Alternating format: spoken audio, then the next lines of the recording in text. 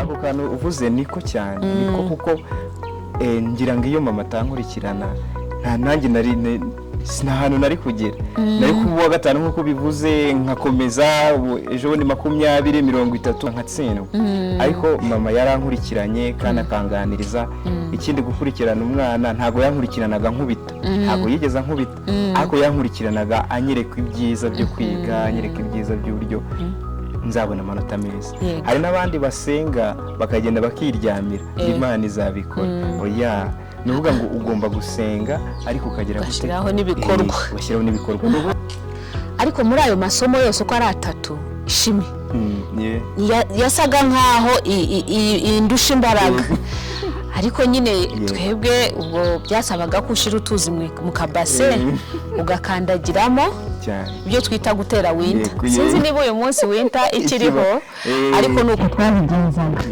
Greetings dear viewers and you're welcome to the Power of Decision Making by Hanye Initiatives, brought to you by Hanye Enterprise, and as usual you're with me Uwera Agnes, and today we are going to speak about the power of decision making in all the forms of decision making, from the usual categories that we know decision making of, including analytical decision making, including behavioral decision making, conceptual decision making, and of course looking at the fourth one, which mainly talks about the directive decision making.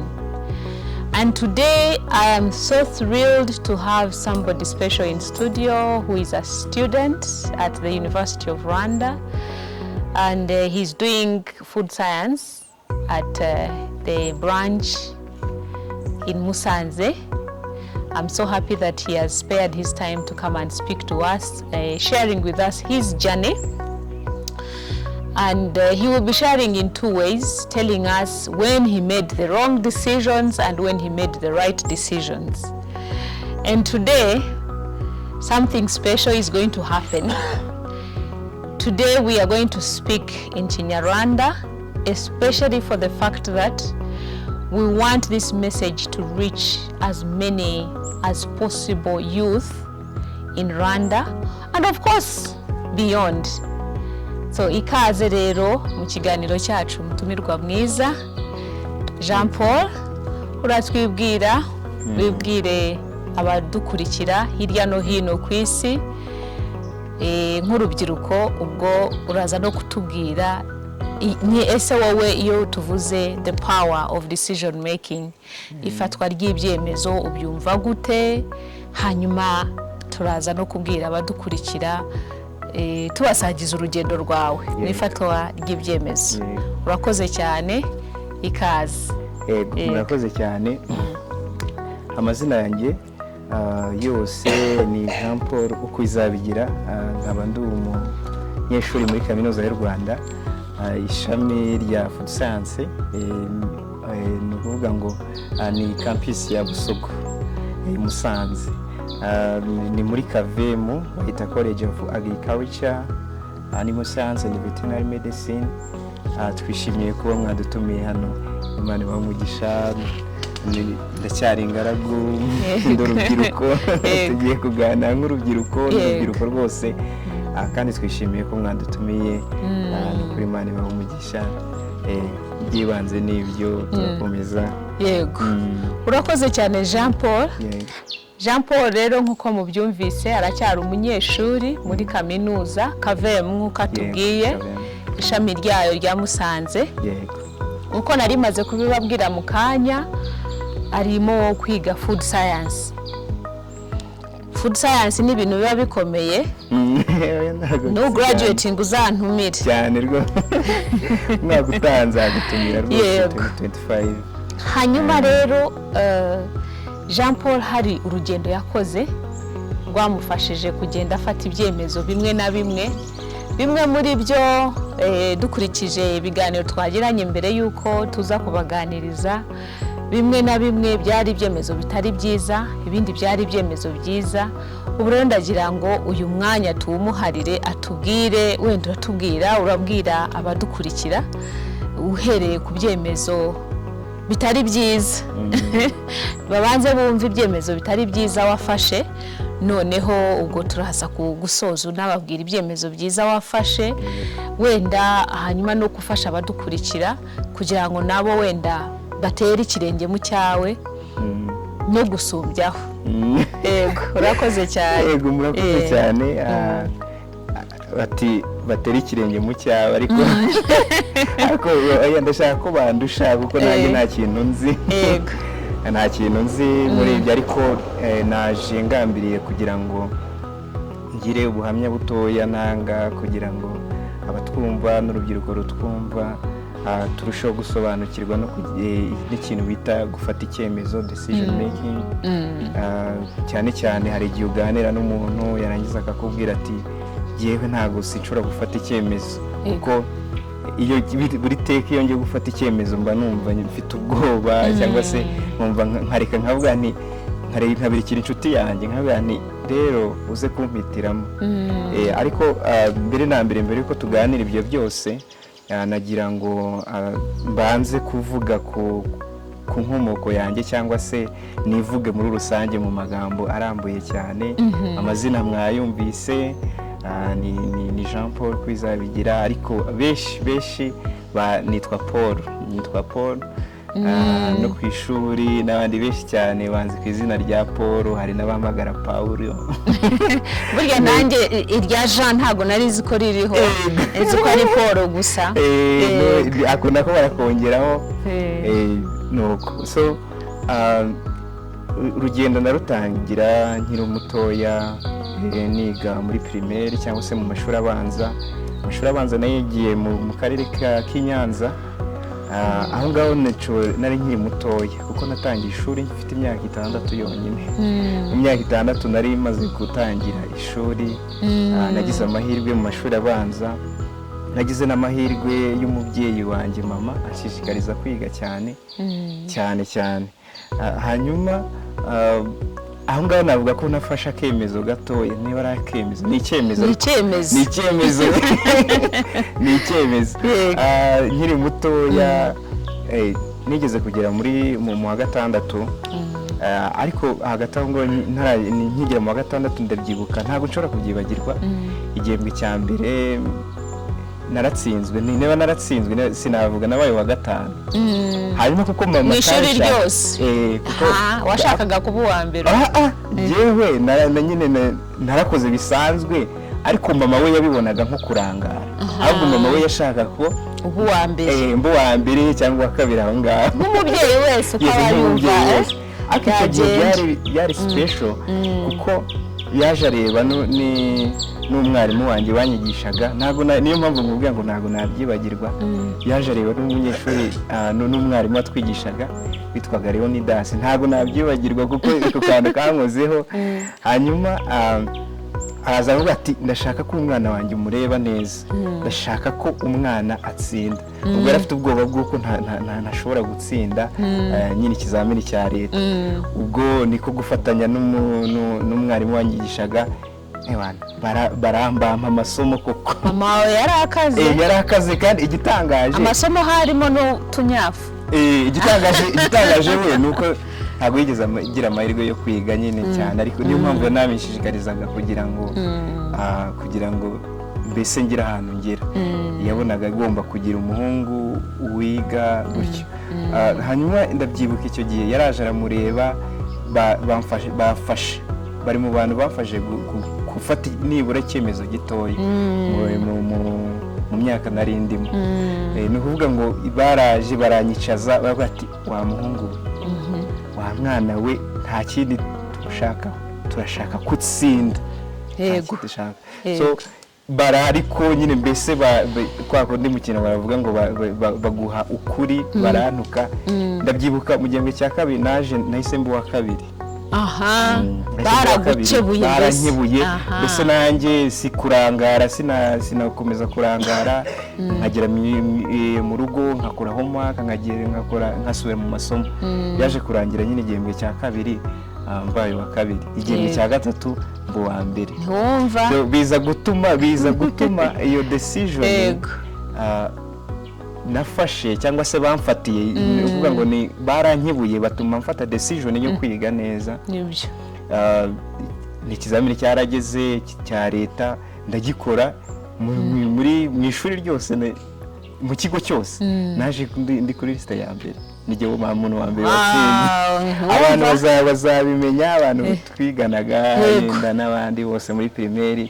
So aho ngaho ni urugendo rwa decision ya mbere cyangwa se icyemezo cya mbere nafashe ku giti cyanjye nkiri umwana nibuka cyo kwiga nshyizeho umuhati. Icyo ni icya mbere.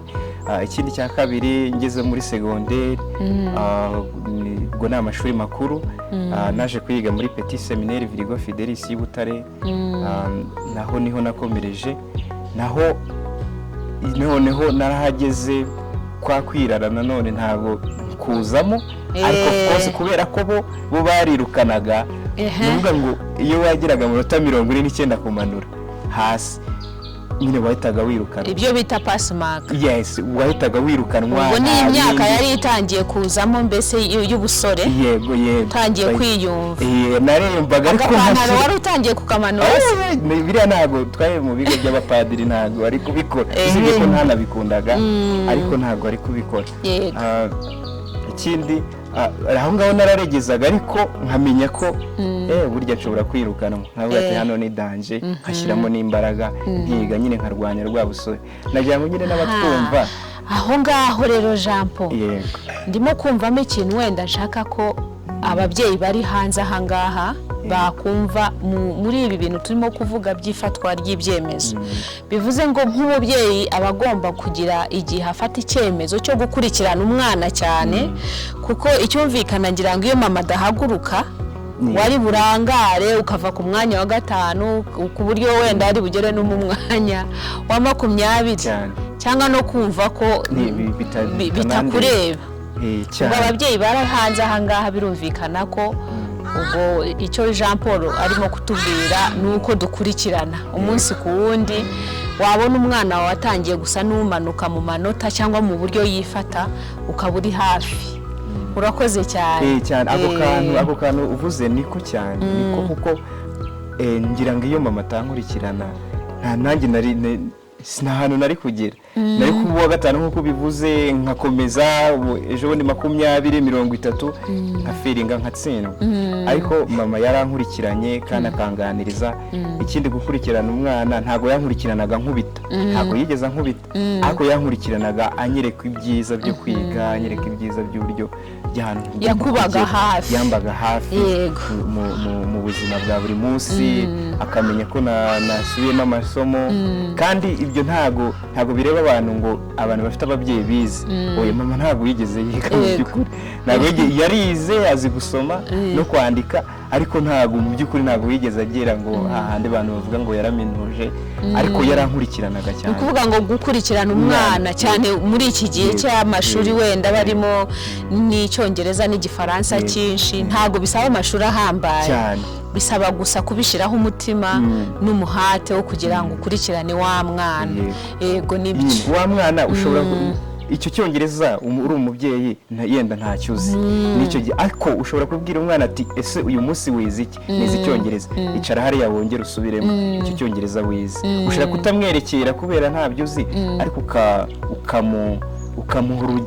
ukamuha icyerekezo, ukavuga ati genda hariya ubisubiremo. N'ijisho burya hari ikintu n'ijisho hari burya nyine abanyarwanda bavuga nyine n'ijisho rijya rivuga. Hanyuma Jean Paul, urize rero, ugeze muri segonderi, urakomeje birumvikana, ugeze muri troncome urayishoje, urangije uwa 6. Warawurangije? Yego, uwa 6 narangije. Ndagira ngo nsubire inyuma gatoya.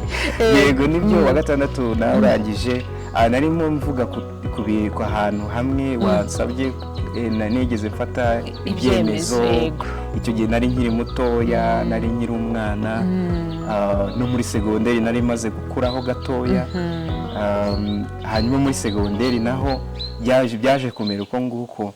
Si navuga ngo ni nk'Imana yamvugiyemo bya bindi bavuga nyine tuvuga abakristo umwuka wera cyangwa se roho mutagatifu akuvugiramo cyangwa se hari n'abandi babyita ngo ni wewe w'imbere, umutima w'imbere, umujyanama w'imbere. Hanyuma ngeze mu wa gatandatu naje gutekereza nawe ariko cyane ndabyibuka hari ibintu natsindwaga, hari amasomo natsindwaga ni shimi chemistry cyangwa se ubutabire niko bavuga. Shimi rero nanjye yaramfunga ukuntu ariko nkihatiriza cyane, nanjye narayihataga nkayikora sinyibonemo amanota makeya ariko numvaga izangora ikizamini cya leta. Burya jye ntago nigeze ndinze 70. Hanyuma n'abanyeshuri nyine batwumva cyangwa se n'abandi n'urubyiruko rukiga batwumve, tugomba gushyira amasomo imbere kandi tukanasenga.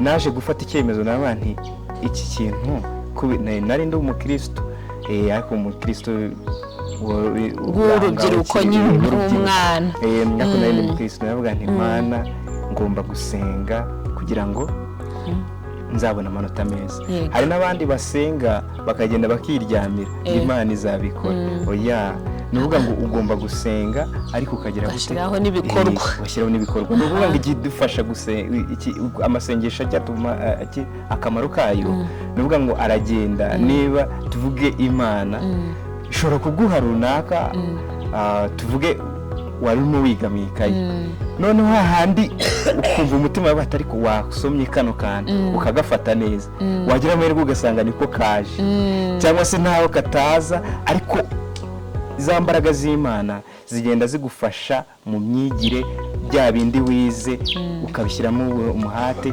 ntubyibagirwe. Hanyuma ubwo rero naje gusenga ariko nshyiramo n'imbaraga, noneho kwa gusenga kwampaga gufata decision nziza, noneho ya decision cyangwa se ya mahitamo yanjye nkayashyiramo imbaraga, nkashyiramo no kwiyemeza, twita commitment. Niyemeza n'abantu niba ndi gusenga ngomba no guhesha Imana icyubahiro, niba ndi gusenga kandi Imana yumva gusenga kwanjye, reka ngire gute, reka nshyiremo n'imbaraga. Mu magambo make iryo somo naje kuritsinda mu kigero gishimishije, naje kugeramo B. Naje kugeramo B, ni amanota meza B. Hari ubwo si bari kangahe? Bari B cyane? Si bari muri 60, wageze 60 gutyo, ariko ntabwo wageze muri 70. Na hanyuma ubwo 70 muri make nanjye nari muri B. 70 bari muri B. D rero buri muri 50 fail watsinzwe. Ni ukuri. Yego, ni ukuri ikintu uvuze Jean Paul kinyibukije neza ko shimi kuko nanjye narayikundaga, kuko nize biology, shimi na geography. Ariko muri ayo masomo yose uko ari atatu, shimi yasaga nkaho indusha imbaraga, ariko nyine twebwe ubwo byasabaga ko ushira utuzi mu kabase ugakandagiramo ibyo twita gutera winter. Sinzi niba uyu munsi winter ikiriho, ariko nuko twabigenzaga. Nuko winter nanjye narayiteye, hanyuma ndatsinda. Ubwo bivuze ngo nge nateye winter, we wahuje ibintu bibiri, washizeho amasengesho hanyuma n'umuhati wo gusoma. Hanyuma rero ubwo turimutse, uratsinze, urangije segonderi, ugeze muri kaminuza. Tubwire rero aho ngaho kugira ngo twumve icyemezo cyaba kirimo aho ngaho. Yego, ndi kumva nyine ibifatwa by'ibyemezo byanjye nabishyira nko mu byiciro bitatu, muri primaire, mu mashuri abanza, ishuri yisumbuye. Ndi kuvuga urugero rw'amashuri kubera ko ariho natinze igihe kirekire cyane, ntabwo navuga business nayo yenda nabivugaho cyangwa ngo mvuge n'ahandi nafashe ibyemezo. N'abatwumva n'abadukurikiye, hari ahantu nawe ushobora kwibanda ugeze gufata icyemezo runaka. Ushobora kuvuga amashuri, ushobora kuvuga business, ushobora kuvuga hose, mu rugo rwawe, mu mirerere y'abana. byose ugomba hari ikintu wavugaho. Hanyuma muri ubwo ndatsinda, naje gupasinga neza, ndatsinda amanota meza, hanyuma njya muri universite cyangwa se muri kaminuza. Muri kaminuza naho hari sinzi nanone hari bano bantu bo muri UR cyangwa se bano bashinzwe amakaminuza y'u Rwanda bagenda bashyira abana cyangwa se abatsinze mu byiciro, kuvuga ngo aba barajya Kavemu, bano barajya Huye, aba barajya SFB gusa. Nukora kenshi mbona ndaza kubigaruka, mbona rimwe na rimwe Imana ibakoreramo. Nubwo ngo ibintu bampaye ntago ari byo nayo nasabye. Agatanga hari abanyeshuri benshi cyane bo muri kaminuza bari kwiga ibintu rwose batigeze babaha, ugasanga ari kwiga chemistry pure, ariko ugasanga ntago yigeze ayisaba. Ariko ndaza kubigarukaho mukuru no munsi wa none hari abantu bari nanjye ndimo, hari abantu bari gushima icyo kintu cyabayeho, kuko yenda ibyo nari nasabye rimwe na rimwe nshobora kuba nari no kubitsindwa simbishobore, ariko kugeza uyu munsi wa none yenda ibyo bagenda batanga abana bagenda, kandi hari bafite ubuhanga bwo guhitamo cyane, kuko hari umuntu ejo bundi twaganiriye arambwira, aravuga ngo jyewe ntago nigeze bamuhaye kwiga chemistry, ariko ntago yize muri CST, ubwo ni muri cyahoze ari KIST hano i Kigali. Aravuga ngo jyewe ntago nigeze mpitamo chemistry, ariko ndamutse nyize ejo bundi ubwo byari biturutse yarimo ubuhamya bw'ahantu akora mu kigo gikomeye cyane cyo mu Rwanda, ntashatse kuvuga izina, ariko yampaye ubwo buhamya numva ni bwiza. Bati mbese nize ibyo bintu ntabikunze, ariko ngezemo hagati biba ngombwa ko mfata decision, umwanzuro, bishyiramo imbaraga. Mbishyizemo imbaraga kandi kuko yaje kubona umusaruro, yaratsinze, nabivuze akora mu kigo gikomeye cyo mu Rwanda, afite akazi kandi arangije ejo bundi yakoze graduation umwaka ushize 2023 cyangwa 2023, kandi afite akazi keza. Yarimo muhamya yavuga ati nubwo nabyize ntabikunda, ariko ubu birimo biramwereka umusaruro. Ahubwo nicyo nari nkurukije abantu bo muri UR batureberera bakatuhitiramo, even naho utaba wabihisemo bakagira ikintu baguha. Nukuri tujye tugishyiramo imbaraga, kuko ni ikintu cyiza cyane, ni ikintu gikomeye cyane, ukibonamo umusaruro nyuma iyo urangije. Ahubwo ugasanga bya bindi bashaka gufata rimwe na rimwe bari no kubitsindwa cyangwa se ntibigire ahantu bikugeza. So nabyita nyine career guidance, baduha career guidance nziza cyane, umurongo wo gufata w'ubuzima bwacu. Ngarutse n'akantu gato nari nshatse gutanga ubuhamya. Ngeze mu wa mbere narize nk'ibisanzwe, niga food science, hanyuma no mu wa kabiri nuko, ariko mu wa kabiri naje kugira ikintu bita peer pressure cyangwa se nta mu Kinyarwanda sinzi uburyo nabyita. Nibyo bita nk'agakungu se? Oya, ntago ari agakungu cyangwa kugendera mu kigare. Urase ni peer pressure cyangwa se sinavuga igihunga, nagira gute, abandi mbese ugende we ntago wifatira ibyemezo, ahubwo abandi bagufasha gufata ibyemezo, cyangwa kubyina imbyino abandi bateye akaba ariyo nawe ubyina, ahubwo gushaka kwigana ibintu by'abandi, kugendera mu ntambwe z'abandi, urwigana. Ariko urwiganwa rufitemo imbaraga nyine rwa rundi, ariko ari urwiganwa, sibyo? Naje kugira urwiganwa ngeze mu wa kabiri, ntangira kwiga nabi, nkiga nkora business, nkiga mbese nkajya mu ishuri gakeya, bituma ngira amanota makeya mu wa kabiri, nkakarota, nkaza kwiga gukora kati, tubyita kati nyine ngo ni nka test, ni ya continuous assessment test, nkaza no gukora exam, ariko ntageze gute nize bihagije hari ikindi kiri mu mutwe wanjye utari prepare. yego hari ikindi kiri mu mutwe wanjye. Umutwe wanjye bashobora kwibaza abantu badukurikiye ati harimo iki. Umutwe wanjye harimo business, hari hagiye mu bucuruzi. business nabyo mbitewe n'umucuti wanjye yarambwiraga ati business iri kugenda neza, iri kugenda, ndi gucuruza bimeze neza. Ati wowe uri mu biki? Wowe uri mu biki? Ayo makaye arageza ku kirere. Kubona ahubwo ngiye kugukirana hanyuma nkazajya nkoresha abakozi,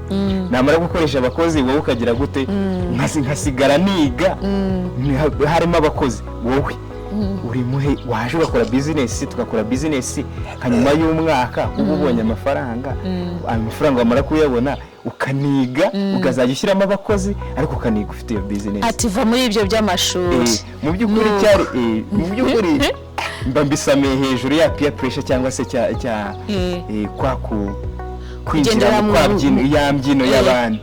Mba ngiyemo mfata ndicara n'abandi siko buryo kuko nanjye natanzwe, ariko sinicaye ngo mbitekerezeho cyangwa ngo ndebe hazaza hanjye. Ubwo ndimo kureba umuntu winjiyemo mu mbyino atatangiye, hari ukuntu aba ashaka no kuyibyina cyane. Yabaye nk'ibirori, yabaye nk'ibirori usanga umuntu nyine hari ukuntu bagutungura muri kubyina mu birori, bakaba bagusunikiye muri cya kiziga bakavuga ngo ubyine, ugashyiramo imbaraga. hari mundi kandi uzi kubyina. Umuntu yari arimo azi kubyina, bahise bagusunikira, bagusunikira bagukomeye mu mashyi ngo ubyine. Biragora cyane. Noneho nawe kugira ngo wemeze abantu ushyiramo imbaraga cyane. So naje gufata icyemezo, ariko icyo cyemezo turaza kucyita nyine bad decision cyangwa se icyemezo gihubutse, kuko ntabwo nigeze mbitekerezaho. Nabitewe no kujya kubyina, no kwigana, n'urwiganwa, cyangwa se no kumva ko yantanze amafaranga, nanjye ngomba gukora amafaranga nkagira aho nigera. Mu by'ukuri iryo shyaka ntabwo ari ribi, ariko narikoze mu gihe kitari cyo. Ntabwo nigeze mbitekereza. Ni hahandi mu by'ukuri gufata ibyemezo si ikibazo, ahubwo no kumenya ngo iki cyemezo mfashe gifite ingaruka z'igihe gito cyangwa se gifite ingaruka z'igihe kirekire. Ngo wowe ufashe icyemezo utatekerejeho, wenda utanasuzumye ngo urebe ko kizagira ingaruka z'igihe kigufi cyangwa kirekire. Ishuri burariretse rero, ugiye gucuruza. Ishuri mba njoyininze business, ishuri mba ndariretse. Maze kurireka ndagenda ndakora nanjye, ariko mu by'ukuri imikorere naje gusanga ahubwo we nubwo yari afite pressure, ariko yari afite indi support navuga muri business. Yari afite undi muryango umuha amafaranga atubutse akakora business, naho ngiye gukoresha amafaranga makeya mu bintu ntanazi. Burya na business bajya bayigaho cyangwa se ukashaka amakuru. Ntabwo upfa gukora ikintu runaka udashatse amakuru. Abazi business babitubwira, ugomba gushaka business, ugashaka amakuru, ugashaka aho izakorerwa, ugashaka isoko n'ibikoresho byose, ukitegura. Ariko gihe nagiyemo mu by'ukuri ari pressure nyine, ari wabonye mugenzi wawe akorera amafaranga, ni nanjye iriya business ndayijyamo, urwiganwa. Ubwo rero ndagenda, mu magambo make ni covid barabizi, corona yaraje, mbura backup cyangwa se ishuri urariretse. Ishuri naretse ubwo ihari muri 2018. Ishuri ndarireka 19 ndakora, amafaranga dutangira kuza dukeya, ndavuga nti buriya nari narayobye. Umufuko utangiye kubyimba. Ntabwo wabyimbye cyane nk'uko abantu bashobora kubivuga kubikekana, haje duke. Nuko ndavuga nti narayobye. Ntureba narayobye. Murimo n'uyu kabisa, kanjye kuba ari byo nikorera. Ubwo corona ije, ya business batangira nyine gufunga, mwirinde mugire gute, birafeirinze. So mu gihe igize irangiye ndavuga nti ndiyandayanda utwaye dusigaye ndakomeza ariko bibi by'ubusa, imbaraga zari zamaze kuba nkeya. So hanyuma ubwo aho ngaho ni urugendo narimo mvuga rw'ibintu bitagenze neza, rw'ahantu nafashe icyemezo nkubutse. Mu by'ukuri ntabwo nigeze ntekereza ngo nicare menye ejo hazaza hanjye, menye uburyo mbimanaginga cyangwa se bikora neza. Niba unagiyemo umenye ngo ngiyemo n'ibyanga nzabigenza gutya. Yego, wowe wagiyemo kubera? Yes, nagiyemo kubera navuga ngo ni nkaho ari we wamfatiye icyemezo, yamfatiye icyemezo cy'ibyo ngomba gukora. Hari abantu benshi hanze hano bafatirwa ibyemezo cyane. Mu by'ukuri wowe ntabwo ari byo ukunda, ariko abandi barakubwiye ngo turashaka ko ariko uzajya ubigenza. Icyo gihe biba bigiye kukubera ibindi. Yego. ubwo ni ukuvuga ngo ubu graduation yakabaye yarabaye. Ubwo graduation ntiyabaye. Yes, kuko promotion yanjye abo twiganye baragraduatinze bafite degree. Bagraduatinze ryari? 2021 bari bamaze gufatanya. Bari muri 2024. Ndumva neza. Tugire rero Jean Paul. Yego. Ubwo nyuma yabwo business 2020 biba biranze 2020. Hanyuma bigenda bite rero? Yego, ndahanyanyaza 2021 noneho 2022 navuga nti biranze biranze byanze. Ndavuga nti ndakora iki rero? Ndavuga nti ngiye kwicara hasi ndebe ikintu nkora. Business iranze, ishuri ndabigenza nti biranga. Jewe mu rugo iyo ngira akantu njya iyo mu rugo abenshi bagenda saa 12:30 saa moya mu kazi. Nanjye iyo bigeze icyo gihe nakubwiye ko nkiri umunyeshuri, iyo ndi mu rugo ndi mu biruhuko ntari ku ishuri, icyo gihe iyo babyutse nanjye ndabyuka. Umuntu ashobora kumbwira ngo mba ngiye he cyangwa se wajya ukomeza ukiryamira. Hari rimwe na rimwe igihe bambwiye ati ariko buri byose ujya hehe? Ibyo bitotsi wabibona ububyutse ujya hehe? N'abandi bajya reka mbyuke nta kibazo. Iyo mbyutse rero ndatekereza twibutse n'abankurikiye cyangwa n'abanyumva,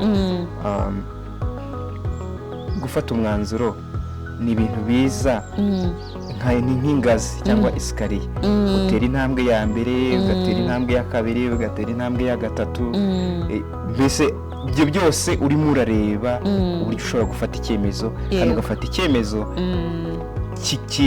kiri rusange kitakubera kitari cyo cy'ako kanya, ahubwo ugafata icyemezo cy'ahazaza. Ndavuga ngo iyo ugiye gufata icyemezo cy'aka kanya urahubuka, ariko ifashe icyemezo kizakugiraho ingaruka nziza no mu gihe kizaza, icyo cyemezo cyawe kiba cyiza. Ndabyuka kandi noneho havamo na ka kantu ko kwishinja. Yego, ko kuvuga ngo wenda iyo mbanza nkatekereza neza. Rimwe na rimwe hari igihe umuntu ashobora kudubaza ikibazo abata ariko k'ibyo muvuga nabikoze hanyuma bikaza kurangira mfashe umwanzuro mubi. Nabyo birashoboka, ariko ni gake cyane kurenza wa wundi uje agahita afata umwanzuro ahubutse. Nuko jewe ndabyuka mu gitondo, ubwo business yari maze kuba guhomba gufeiringa. Ndahaza nicara mu rugo, maze kwicara mu rugo ndavuga nti ndakora iki rero? Ndashaka icyo nkora. Business se nayigiyemo ndayizi, ndakora iki? Ndajya kwaka akazi se? Narangije secondary gusa cyangwa amashuri yisumbuye gusa, akazi k'iki gihe ndagakura he? Ukabona nabyo ntago biza kuvamo neza. Ndajya guhinga se ndabigenza ati ndatangirira hehe? Ibyo byose muri urwo ruhererekane ndabona, ariko burya hari umugani mu Kinyarwanda bajya avuga ngo ubugabo butisubiyeho bubyara ububwa. Gasobanure neza kugira ngo abatwumva bakumve. Ubugabo butisubiyeho bubyara ububwa. Nuvuga ngo bubyara ubugabo butisubiyeho bishatse kuvuga iki? Nuvuga ngo umugabo ubona atisubiraho, niba icyemezo yafashe ni icyo ngicyo, kikaba ari ndakuka. Nukuri n'abapapa n'abamama nimutwumva n'abandi bose n'umwana n'inkumi n'abasore numva ugeze ahantu uvuga ati jyewe iyo nafashe umwanzuro mu rugo nta gukuka nta kindi nta bindi aho ngaho ni habi cyane. Nicyo bishatse kuvuga ngo biba bishaka ngo nubwo ufashe icyemezo uyu munsi wenda ikibazo cyari gihari cyari kijyanyeho gato n'icyo cyemezo, ariko bivuze ngo ejo bishobora guhinduka.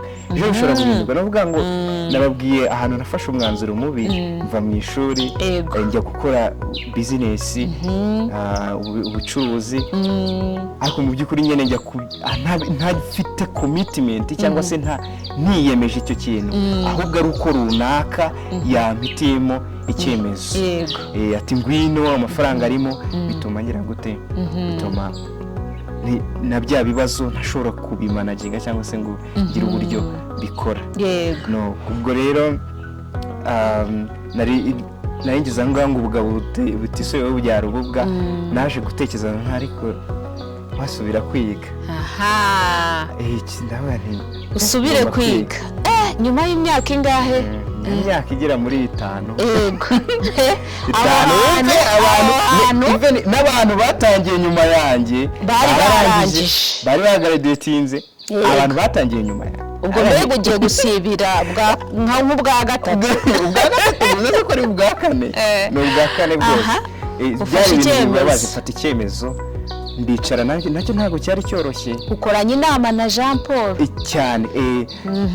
Aho hantu ndimo nuvuga ngo iyo ugiye gufata icyemezo hari utuntu twinshi cyane ugomba kugenderaho. Mbere na mbere ugomba kuvugana nawe w'imbere. Yego. Ugakonsulting umuntu wawe w'imbere. Ugakora mu bazungu cyangwa se mu rurimi rw'amahanga bavuga meditation cyangwa se kwicara ahantu hamwe ugatuza, nta kintu ushyize imbere, byose ukabishyira kuri zero, ukishyira ku munzani bati ibintu byose birangana ubu ngubu. Hagati aho ngaho noneho niba ibintu byose bingana ni ikihe misemo? Yego. Ibintu byose mbishyira ku munzani umwe na bane, noneho ikintu gishobora kungirira akamaro mu gihe kizaza ni iki? Bitamo ishuri. Nganira nanjye w'imbere, navuga ngo ni Paul wanjye w'imbere, navuga nti mbese mu by'ukuri ahazaza hawe hameze hate? Se urajya ku kazi, urashaka akazi, ugiye gushaka akahe? urajya muri bizinesi, urajya gushaka akahe? Kandi nawe nkumva arimo arambaza akazi uri bubone wararangije amashuri yisumbuye akahe? nkaba ndatsinzwe aho ngaho. Ni ukuvuga ngo n'abadukurikiye n'abandi ujye wumva ibintu bikuvamo, burya umutima wawe ntushobora kukubeshya buriya. Kwibwiza ukuri. Umutima wawe ushobora gukora ikintu, n'abandi bari badukurikiye hari ikintu wakoze, ariko umutima wawe akavuga ati umutima wawe ukakugarama, mbese nubwo ubikoze umutima wawe ntabwo turi kumwe. Inyibukije ya ndirimbo ndondora mana. Nuvuga ngo hari igihe ukora ikintu umutima wawe akavuga ati ubikoze kino kintu ariko ntituri kumwe pe. Nza kuganira navuga nti ese ndashaka akazi, ukambaza ati urashaka akahe kazi? Ko urangije amashuri yisumbuye urabona akahe kazi? Karambura. Uradepoza he? Uragira gute? Urabigenza ute? Ndabibura. Ese urajya ese wasubira gucuruza nkongera nkagerageza amahirwe? Amafaranga urayakura he? Nuyabona se ibyo wakoze byagenze bite? Ibya mbere byagenze bite?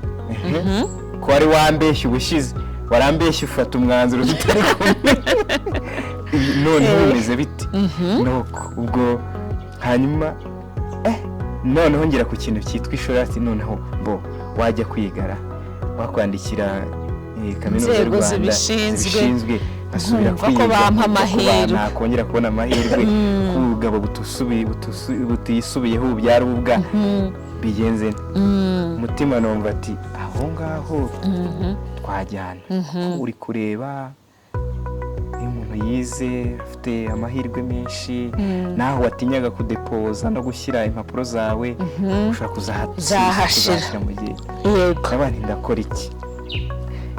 nuko niko kwegera inzego zibishinzwe ni ukuri ndanabashima cyane leta y'u Rwanda, kaminuza y'u Rwanda, abayobozi ba kaminuza y'u Rwanda, abayobozi b'amashuri makuru n'ayisumbuye, ni ikigo cya heke ndetse na kaminuza nigamo n'abandi. Ni abanyeshuri benshi nkanjye bayishima ku mahirwe menshi baduha kwiga, amafaranga yo kwiga, amafaranga y'imibereho. Ni ukuri barakora cyane, nibwo negereye barakwemereye rero, nuko nandika ibaruwa. Mwarakoze rero, nanjye reka mbashimire ko bumva abantu b'abana b'ibirara baba bagiye, the prodigal children cyane. Nari meze nka mwana w'ikirara wanditse muri Bibiliya zose, urangije uje barakwakira usubira mu ishuri. Mbona ngize amahirwe ya kabiri, ndiga, ntabwo nasubiye mu wa kabiri, nagiye mu wa gatatu, ndakomeza, uwa gatatu urarangiye, utaha ni ukwambara, umwaka utaha ni ukwambara. Ni ukuri ndashima cyane, ariko rwari urugendo rutoroshye. Nanjye ubwanjye kumva ko abantu twigana bari mu kazi, bari gukora, n'abanyumva n'abankurikiye twiganye ndabasuhuje cyane, ariko baranakora. Kumva umuntu ukora mwiganye usigaye akirigita ifaranga, wowe usubiye ku ishuri, cyari ikintu kitoroshye cyane. Uburyo ndi gufata umwanzuro ntago ari ikintu cyoroshye. Si nawe ushobora kuba waragize umwanzuro ufata wabonye ko bigoye, umwanzuro kandi umwanzuro ucamo ni ibintu biba bigoye kandi bikomeye cyane. Ariko nashatse kuvuga ko iyo ufata icyemezo ntago uhubuka, ntago ubyuka mu gitondo ngo nafashe icyemezo, cyangwa aka kanya nyuma y'iminota 10 nafashe icyemezo. Birashoboka iyo ufite ibitekerezo iri hejuru, ushobora kubitekereza byose, ukareba ubu ngubu, ukareba hazaza, byose ukabireba. Ariko iyo uvuga gufata icyemezo ugira gute, urabanza ukitonda, kandi ntugendere ku marangamutima, ntugendere kuri ya peer pressure twavugaga ngo runaka. Hari abantu bafata ibyemezo, ubu ngubu ni inkumi, ni abasore, bati ngiye gushaka, ngiye kubaka urugo, ariko ugasanga ngo nuko ati se kubera iki ugiye kubaka urugo, ati runaka twagendana, abo tungana, urungano rwanjye bose barashatse, abo tungana bamwambitse fiançaye, abo tungana byaze gute, abo tungana bari mu kazi, abo tungana bari mu ki. Nuko by'ukuri ujya gufata icyemezo urabanza ukireba wowe ubwawe, inyungu kigufitiye, ukareba mbese n'ingaruka even uranazireba. Twafata n'urugero n'ahandi hesha cyane yagiye hatandukanye. Hari n'abantu ushobora kuba afite akazi akavuga ati akazi karamvuna, karangoye, bimeze nabi, ariko mu by'ukuri nta handi ufite ho kujya. Agahita bati ndakareka, akabyuka mu gitondo agahita akareka. Arahubutse, urahubutse, nta handi ufite. Ariko uragize gute, urakaritse, se uraza kubaho gute? Ugomba kureba, ugomba kuba uri aho ngaho wihanganye, ugashaka n'ahandi, ariko wahabona ukaba ari kugenda. Ariko mu gihe utarahabona ubugumye aho ngaho wihanganye. Hariho n'igihe nanone ngira ngo abantu wenda nk'abakora akazi mu bigo bitandukanye, hari igihe umuntu agira amahoro make mu kazi arimo, nabwo bitewe na ya peer pressure wavuze. Atari ukuvuga ngo ako kazi ni kabi, ahubwo ari ukubera ko runaka yamubwiye ngo hari ahandi babafata neza. Ubwo rero biba bisaba ngo umuntu atuze, naho hantu uri uhatanga umusaruro ugaragara. Njya nkunda gutekereza ku kintu kivuga ngo burya ikintu cyose iyo ugishizeho amaboko yawe n'umutima n'umuhati, mbese imbaraga zawe zose, Imana nayo hari uburyo ikugororera, mu buryo wenda mutaganiriye, ariko ikabikora. Hanyuma ubwo ndimo kugira ngo abatwumva bumve ikintu bijyanye na wa mugani wavuze ngo ubugabo butisubiyeho, kugira ngo twirinde ibyo. Mbyumva mu buryo bwa mu Cyongereza ibyo twakwita nka regret. Ushobora kuriguratinga bitewe nuko wahubutse. Kwirinda rero kugira ngo utazavunika cyane ushaka kwisubiraho ariko bikakuvuna, ni ukwirinda guhubuka, ni ukwirinda kugendera kubyina ya mbyino utazi n'uburyo yahanzwe ugashaka kuyibyiniramo. turabizi neza yuko mu by'ukuri ibyemezo umuntu afata ibyemezo bitewe na experience z'ubuzima. Hari igihe umuntu afata ibyemezo wenda bitewe n'ibyo areba. Murabizi nk'ubu muri iki gihe hari imbuga zitandukanye nyinshi cyane ziduha amakuru menshi cyane, social media platforms, internet n'ibindi. Bivuze ngo umuntu ashobora gufata icyemezo bishingiye ku cyo yabonye online, ashobora gufata icyemezo bishingiye kuri life experiences, ashobora gufata icyemezo wenda bitewe n'umuryango arimo, ashobora no gufata icyemezo bitewe na sosiyete cyangwa bitewe n'imyumvire cyangwa uko we abyumva. Ariko gufata icyemezo mu by'ukuri ntabwo ari cyo kibazo, ahubwo nk'uko Jean Paul yari atubwiye ni ugufata cya cyemezo kizweho neza. Gusa nanone tukirinda gufata icyemezo wenda dutinze cyane, kuko nabwo hari igihe umuntu aba analytical cyane akazunguruka akananirwa gufata icyemezo. Nabwo tukibuka ko niba ugiye gutekereza ku kintu runaka ugiha umwanya ukimeditatingeho n'ibyo, ariko kandi ufata ibyemezo nyine ugire action, kuko ngira ngo na Bibiliya bitubwira ngo kwizera kutagira ibikorwa ntacyo kwatugezaho. Jean Paul rero ni ukuri urugendo duhaye turifuza gukuramo amasomo. Nibura tuvuge ngo Jean Paul Impamba adupfunyikiye tujye kugenderaho mu mezi angahe asigaye y'uyu mwaka mu ifatwa ry'ibyemezo byacu. Ibintu nibura wenda 3 wasangiza abadukurikiye kugira ngo nabo bafate ibyemezo bitari ibyemezo bigayitse. Yego murakoze. Ibintu 3 ntarabigeraho reka se nk'uhighlightinga cyangwa se surinye babyita gusurinye cyangwa kuvugeho sindagiye kano kantu surinye anserikire sindagiye kano kantu ngatsindagiye kuko twavuganyeho. Ushobora kujya muri analysis ukakora ibyo ngibyo ukabitekerezaho. Kare nigeze kwibaza ikibazo nyine kivuga ngo ese umuntu ashobora kutubaza ko nigeze gufata icyemezo narakizeho mfata igihe baza abantu ndasenga bigenda gute, ariko biza kurangira kibaye kibi, kibaye nk'icyo kibaye mu rugero rw'icyo waduhaye rw'icyemezo kibi wafashe, nabigenza cyangwa se aho ngaho hari habaye iki. Mu by'ukuri bibaho muri decision making cyangwa se mu gufata umwanzuro. Menya ibintu bigera muri 3, ariko yenda ndaza kuvuga ku kantu kamwe kavuga ngo nuvuga ngo abantu ntabwo turi Imana, dukora amakosa. Dukora amakosa. Warakoze amakosa. Naho nahandi navuze ngo umugabo utisubiyeho byarwo n'umunyarwanda yabivuze. Biri mu mugani w'Ikinyarwanda. Sorry. Nuvuga ngo niba warafashe icyemezo kikamera uko nguko, wigira gute, wikwanga kwibabarira, wibabarire, wishunagure, witukagure. Ari ibintu bisanzwe kuri umuntu, nta muntu udakora amakosa, wibabarire. Hagati y'ahangaza hari abantu barwaye amadepression cyangwa se bigunze agahinda gakabije, ariko kubera ko ari ibibazo byinshi byagiye bimubaho, yafashe icyemezo ahubutse cyangwa se mugenzi amufatira icyemezo agahubuka, n'ibindi byinshi bitera agahinda gakabije.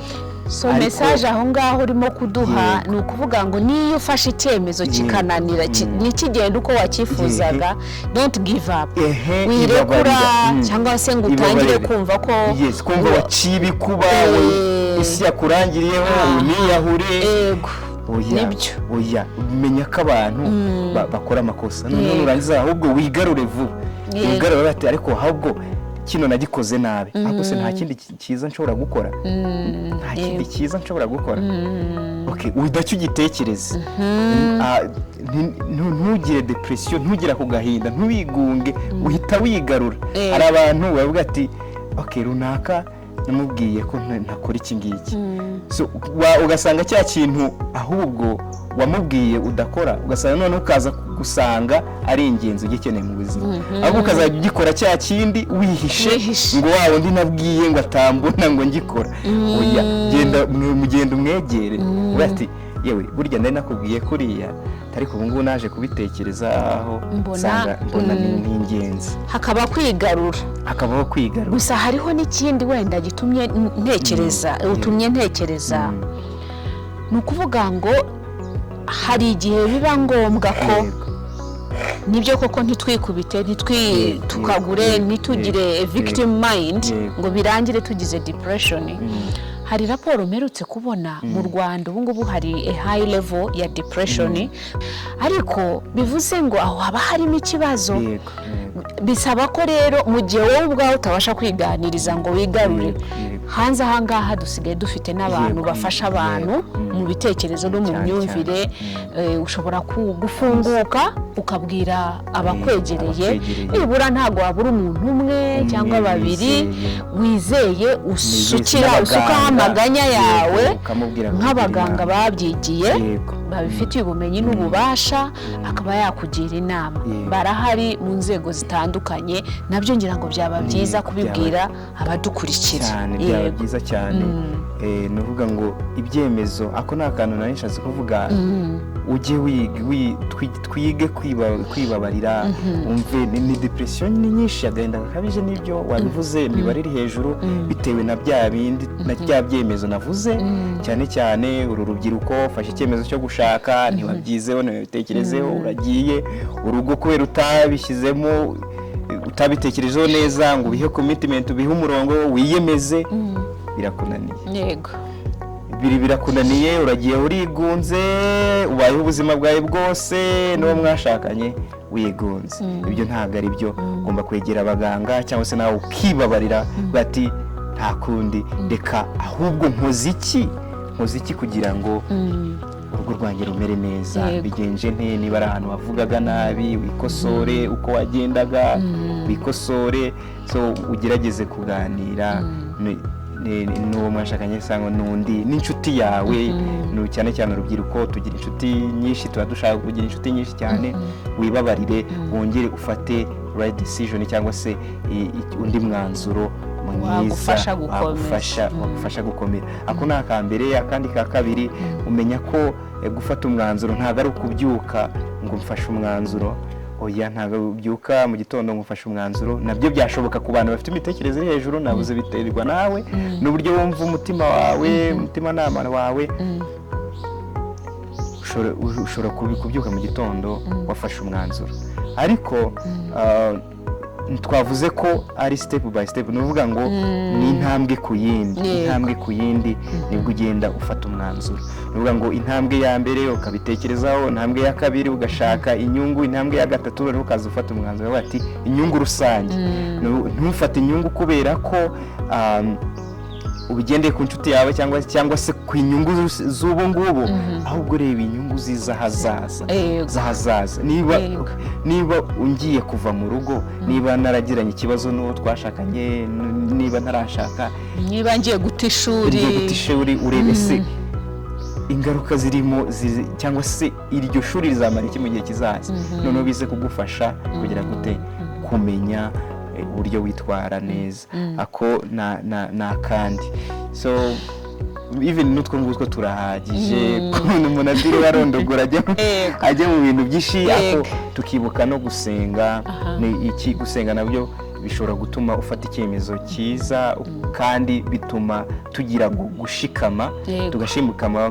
Niba ikintu wasenze, uzarebe n'urugero iyo wasengeye ikintu ukanagikora, uba ufite gushira amanga, bati cya kintu ni nk'aho uba wagisezeranyije Imana ko kigomba kubaho. Hanyuma rero icyo kintu bigatuma ugikora ugishyizemo imbaraga n'umwete, bigatuma kigenda neza. Mbese n'amasengesho ashobora kudufasha gufata ibyemezo tukibuka Imana.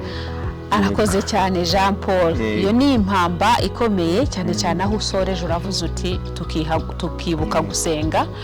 Abemera Imana tuzi ko amahoro, tuzi ko umutungo, tuzi ko ubutunzi, tuzi ko ibyemezo byose bituruka ku Mana. Cyane ko mu ijambo ryayo haravuga ngo mbere y'uko Yesu Kristo asubira mu ijuru, yaravuze ngo simbasize mwenyine, mbasigiye Mwuka Wera kugira ngo ababere umujyanama.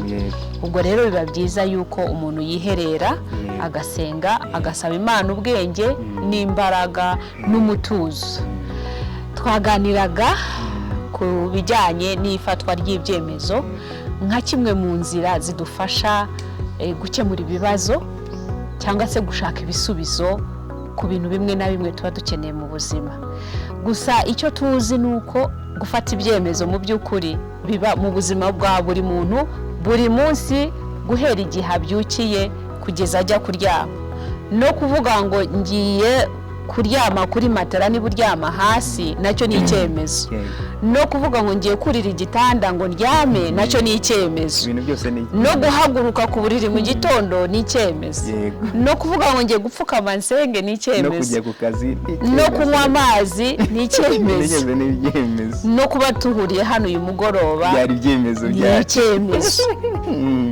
So ni ukuvuga ngo rero ibyemezo byose ni ibyemezo kandi nibiba bidufasha kugira ngo turusheho kubaho ubuzima bwuzuye, kubaho ubuzima butarimo kwicuza, kuko burya kwicuza bitera ku mutima, kandi twakifuje ko tubaho tunezerewe.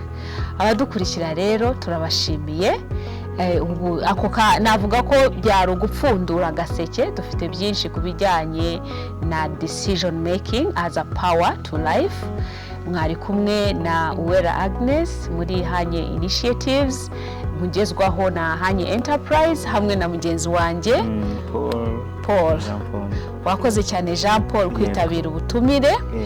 Ubwo turizera tudashidikanya ko uzagaruka vuba kugira ngo twongere tugire ibindi tuganiriza abakomeje kudukurikira. Inshuti zacu rero, ibiganiro byacu by'uyu munsi naho bisubikiye. Mugira amahoro, naho ubutaha.